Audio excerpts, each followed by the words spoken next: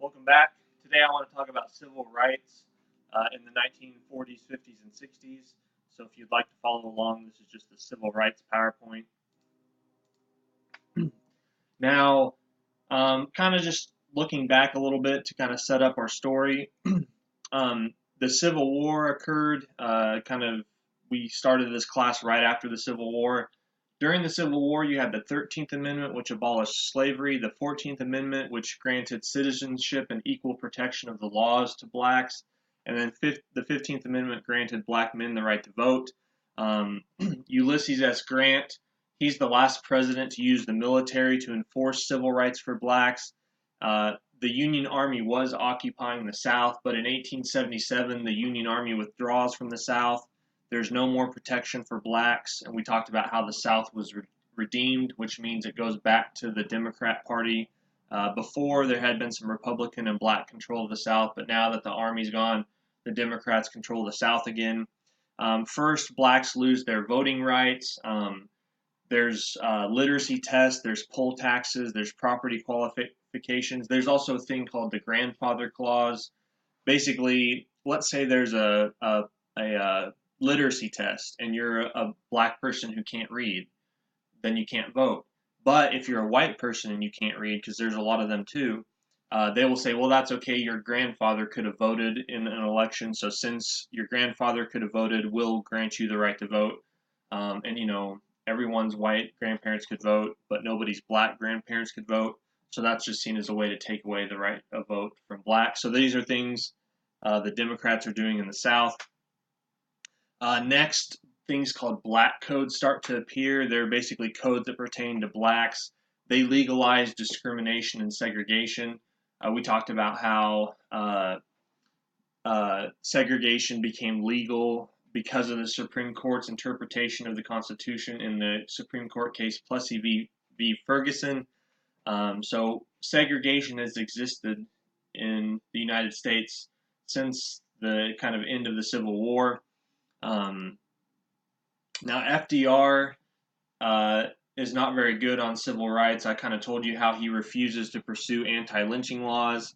He does do one thing for civil rights, one big thing during his presidency. He issues an executive order that bans discrimination in defense industries. Now, I told you how the NAACP had been formed back in the early 1900s, and it's been working hard on legal challenges to segregation. So the NAACP is training up lots of lawyers to use the Constitution to get civil rights for blacks. Thurgood Marshall and William Hastie are kind of two of the most famous NAACP lawyers. There's also some strides made in society, not just in the courts. Jackie Robinson breaks the color barrier in the late 1940s. He's the first black to play Major League Baseball. I talked a little bit about how Truman appointed a National Civil Rights Commission. Truman also does something that I think he's the first president to do it, but he goes before the NAACP and gives a speech calling for civil rights for blacks. He says there's no justifiable reason for discrimination because of ancestry or race or color. We cannot any longer await the growth of a will to action in the slowest state or in the most backward community. Our national government must show the way. Truman is hesitant to bring civil rights legislation to Congress, though. On February 2nd, 1948, Truman sends a special message to Congress on civil rights, which called for anti-lynching laws, ending of the poll tax, establishing a civil rights commission, and desegregation of the armed forces. So even though he's hesitant to bring civil rights legislation to Congress, he does call for it later on. And like I said, he issues an order desegregating the armed forces, even though it doesn't take place completely. And one of the kind of most shocking civil rights or stories of this parts of the civil rights story is the case of Emmett Till. So there's this kid named Emmett Till, and in the summer of 1955, he goes to Mississippi to visit his relatives. He's from Chicago. He goes down there. Mississippi has a terrible record on civil rights. They have a lot of lynchings. And basically, Chicago is a northern city, and despite Chicago's problems, it's more open as far as racial issues. So Emmett Till grows up kind of knowing kind of the racial codes of the North. they're a lot more lenient. He goes down south, and the codes are much more strict. And basically, what ends up happening is him and some friends, they go into a kind of a convenience store owned by Roy and Carolyn Bryant, and supposedly Emmett Till either winked or whistled at this woman, this white woman, and that's a big no-no in the South if you're a black person. Um, so what ends up happening is the Emmett whistles, and then the boys leave. Now, some of his friends have done interviews where they said that he whistled, and he said he did. Carolyn Bryant recently said that this never happened, so there's kind of some controversy about what really happened. Anyways, that's the whistling supposedly took place, or people thought it did.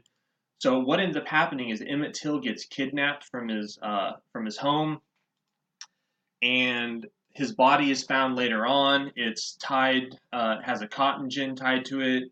He's badly beaten. He's dead. They find him in the river. Um, the only way the body can be identified is because he had a ring that his mother gave him, or his father. I think it was his father's ring. Uh, Emmett's mother, Mamie, wants an open casket funeral because she wants everyone to see what the people did to her son. And the pictures are pretty graphic. But basically, there's a huge funeral for him up in Chicago. Jet Magazine and the Chicago Defender show pictures of his corpse after, or during the funeral. And it just shows how bad he was mutilated. Roy Bryant and J.W. Milam, they admit to kidnapping Emmett, but they claim that they let him go. What ends up happening is they're put on trial down in Mississippi. The trial took 5 days. The jury took an hour to reach an innocent verdict. Someone on the jury joked that they drank a Coke together and visited, so it would look like they took longer to deliberate. But basically, these men get off scot-free. Later on, they admitted that they did murder him. Kind of the fallout is many reporters from the North bring news of this back to the North. Basically, Northerners start to learn or realize how terrible it can be in the South for you if you're black. Reporters do a lot of investigating that authorities won't, and kind of the press helps create the movement, I guess you could say, for supporting civil rights. Emmett's mother travels around telling her story. And this is kind of, I don't know if this is a good place to put this, but if you look at slide 26, here's two statements from one of the textbooks that I used to kind of create this class. And it's a good textbook, as good as a textbook can be. I don't particularly like textbooks because I feel like they only give you a little bit of the story. But here's what the textbook says about Truman and Eisenhower. Although capable of racist language, Truman supported civil rights on moral grounds. And then here's what it says about Eisenhower. With Dwight D. Eisenhower as president, civil rights no longer had a champion in the White House. Well, it turns out Truman did a tiny amount for civil rights, Truman did a tiny amount. Eisenhower did a ton for civil rights. So this is kind of either a case of textbook bias or just people being ignorant. Although, the people that write textbooks, they've all got their PhDs and they're supposedly well read, so I tend to think it's more biased. But I just kind of want to go through, Eisenhower is really the first president to kind of pick up civil rights on a major scale. Now, Eisenhower grew up in a segregated society. He grew up in Kansas. He's not really around a lot of black people. The Army is segregated, so he's not around a lot of black people. But Eisenhower opposes racial discrimination. He balances ending racial discrimination with keeping the country together under the rule of law. He knows that the South, the Democrats, are not going to just wake up one morning and support civil rights, so he knows it's going to be a long process. He said, I propose to use whatever authority exists in the office of the president to end segregation in the District of Columbia, including the federal government, and any segregation in the armed forces. FDR and Truman could have ended segregation through their executive orders in places that they had power over, but they chose not to, except for the armed forces and the defense industries. Eisenhower, when he becomes president, 2/3 of the army is still not desegregated, so he forces them to. Truman didn't really do this. Eisenhower finishes what Truman started. Eisenhower desegregates the naval yards in the South. he overrules people in his administration that say don't go too far on civil rights. Um, he said after this, we have not taken and we shall not take a single step backwards, meaning on civil rights. There must be no second class citizens in this country. Uh, Eisenhower did a ton of work in the civil rights movement as far as education is concerned.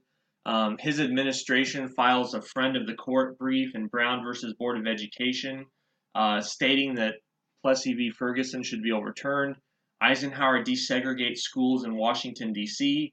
Eisenhower desegregates all military bases, all the schools on military bases in the South before the Supreme Court struck down Plessy. FDR and Truman easily could have done this, and they chose not to. Eisenhower does it. Eisenhower appoints Justice John Marshall Harlan II to the Supreme Court. He's the grandson of the Plessy dissenter. So as you have this Supreme Court case going on about school desegregation, he appoints the one guy that opposed segregation back in the 1890s. And if you've ever heard of the with all deliberate speed of the Brown 2 decision, so Brown versus Board of Education, the first one says segregation is unconstitutional, no more separate but equal. Then Brown 2 says, you guys in the South and everywhere, you have to desegregate with all deliberate speed. That's actually from Eisenhower, that phrase. Eisenhower appointed judges to the South who were pro-civil rights for blacks. So Eisenhower does a lot for civil rights. Burke Marshall, the Assistant Attorney General for Civil Rights under JFK, he says that Eisenhower's judges on the Fifth Circuit, he said about them, I think have made as much of an imprint on American society and American law as any 4 judges below the Supreme Court have ever done on any court. If it had not been for judges like that on the Fifth Circuit, I think Brown would have failed in the end. So you even have Kennedy administration officials saying that Eisenhower did a ton on civil rights. Adam Clayton Powell, who's a black Democrat representative from New York, he says the Honorable Dwight D. Eisenhower has done more to eliminate discrimination and to restore the Negro to the status of first-class citizenship than any president since Abraham Lincoln, and that's true. In the 1950s, you have a Civil Rights Act passed, and it's the first Civil Rights Act passed since the Civil War. But school segregation is the big issue. If you look at slide 34, you can see how a white classroom has desks for everyone. It has big windows. It has textbooks, so you can see in the back against the wall. And then you see the black school in the lower right screen, or the lower right picture. Not everyone has a textbook. Usually they're old textbooks with pages missing. They have kind of crude seats. They don't have any desks.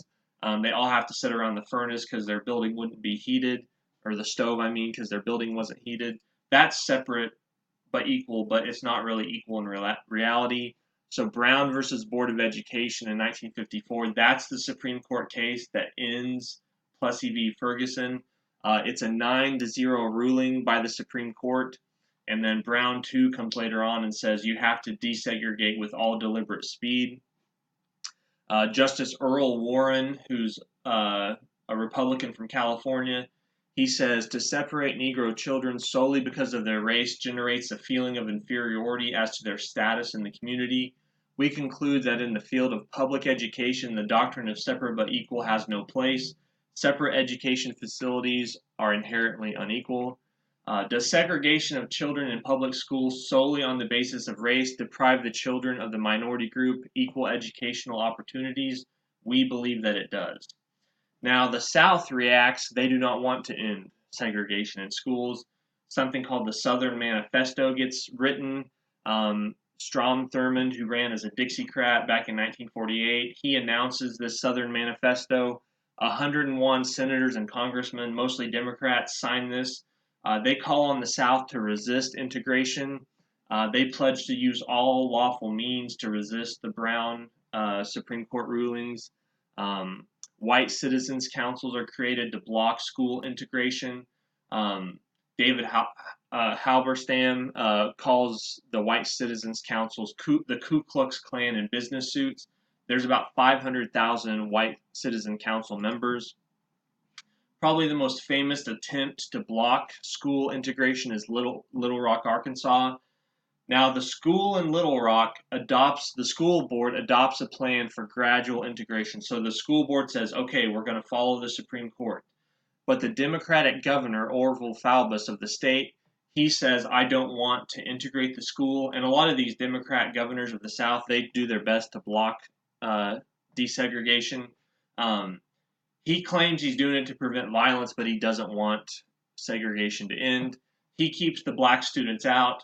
Eventually, a court order issues integration. And if you see slide 40, you can click on those links that shows some YouTube footage of this.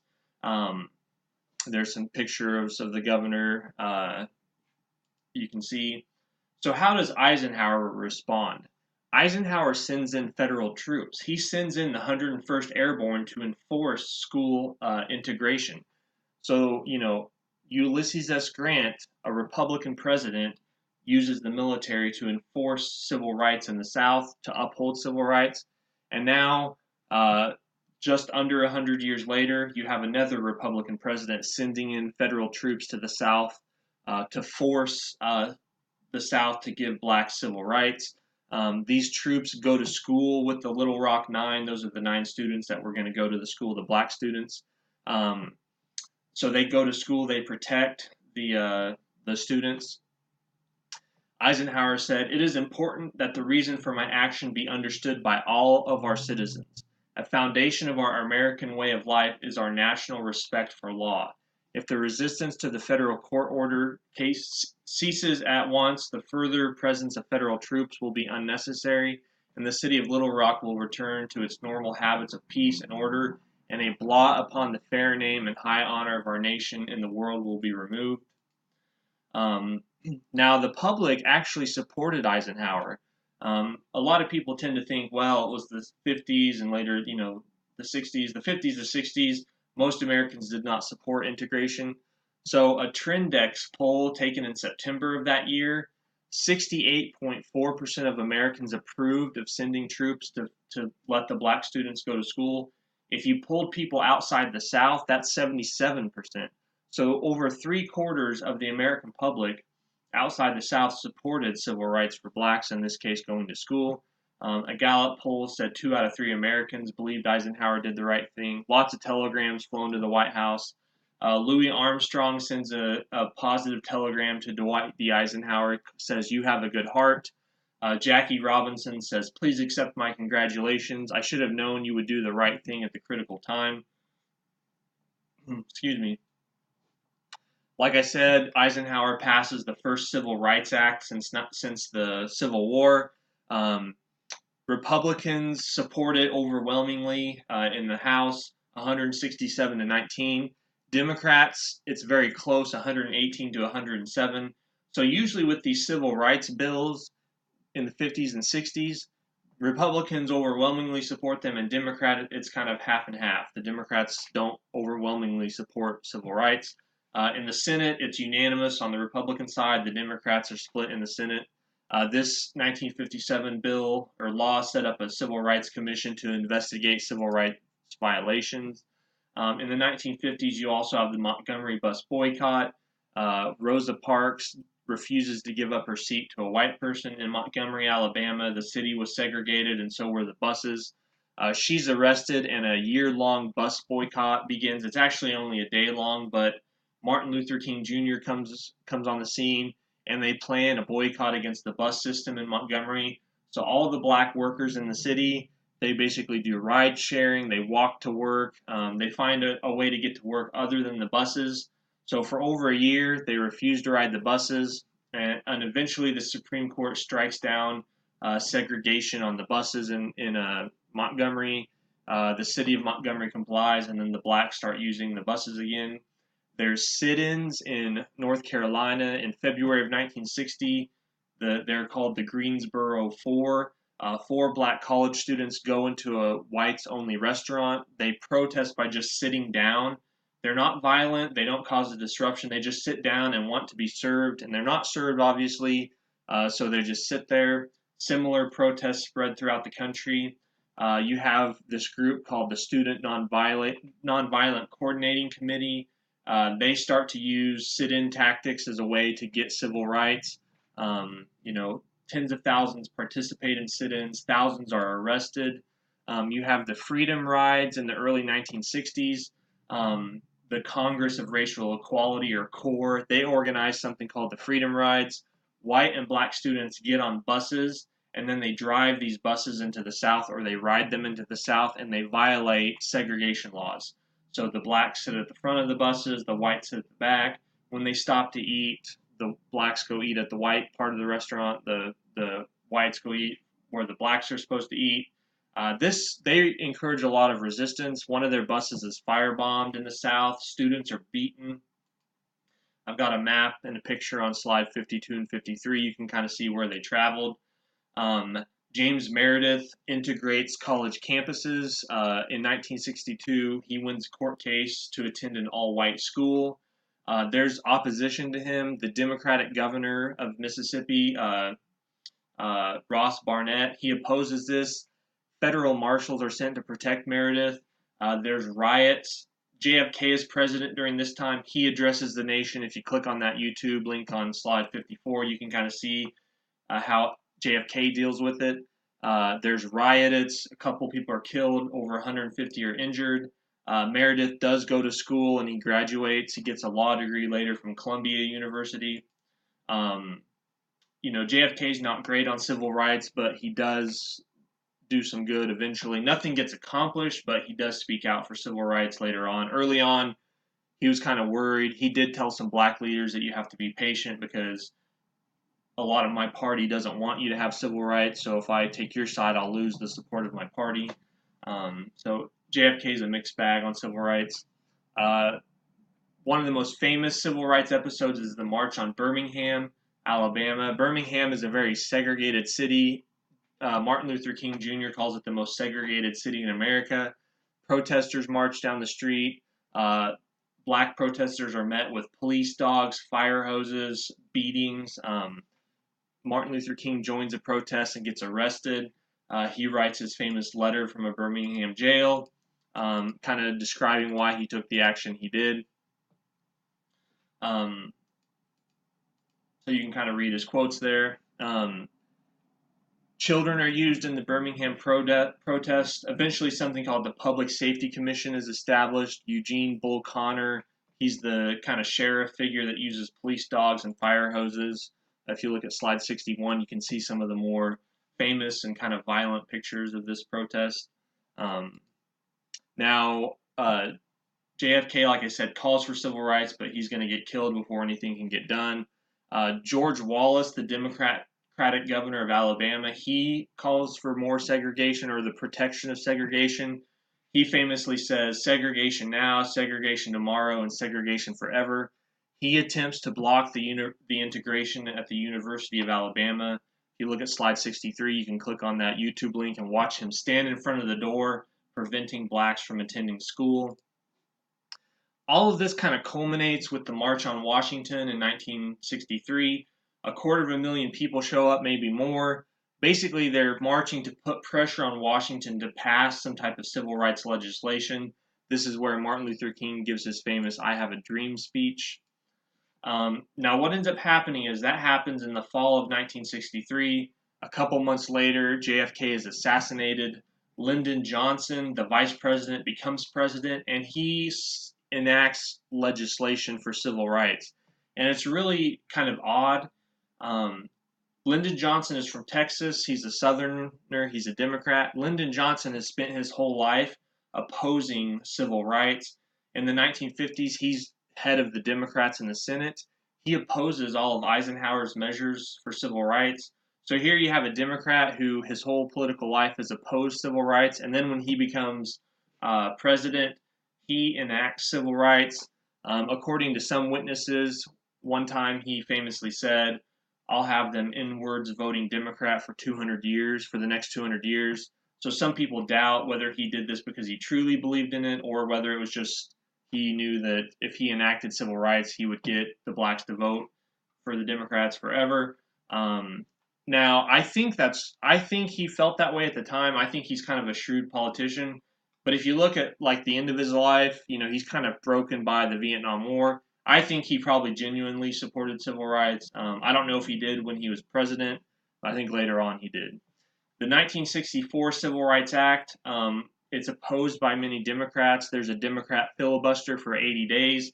80% of congressional Republicans support the law. Only 60% of congressional Democrats do, but President Johnson signs it into law. It outlaws discrimination in employment. It guarantees equal access to school and other public facilities. It creates an equal employment opportunity commission to look into abuses. Voting is still a big problem, though. Voting in the South, blacks don't vote very much because they're discriminated against at the polls. They're intimidated into not voting. So they have something called the Freedom Summer in 1964. Thousands of volunteers from the North flood into the South to register voters. There's a case of murders. Some of these volunteers are murdered by Southerners who don't want blacks to vote. So what ends up happening is the Voting Rights Act of 1965 gets passed. It outlaws literacy tests. It authorizes the federal government to help register blacks to vote. And if you look at some statistics, in 1960, 20% of the black people in the South were registered to vote, and then by 1971, 71% of blacks are registered to vote in the South. So the Civil Rights Act of 64 and then the Voting Rights Act of 65, they do help bring civil rights to blacks. There's still issues going on, but kind of later on, the Vietnam War and kind of just the tumult that causes kind of overshadows civil rights. So civil rights, the fight for civil rights, the issues don't go away, but this is kind of seen as like the high point of it. It kind of gets eclipsed by other issues later on, like the Vietnam War, which we'll talk about later.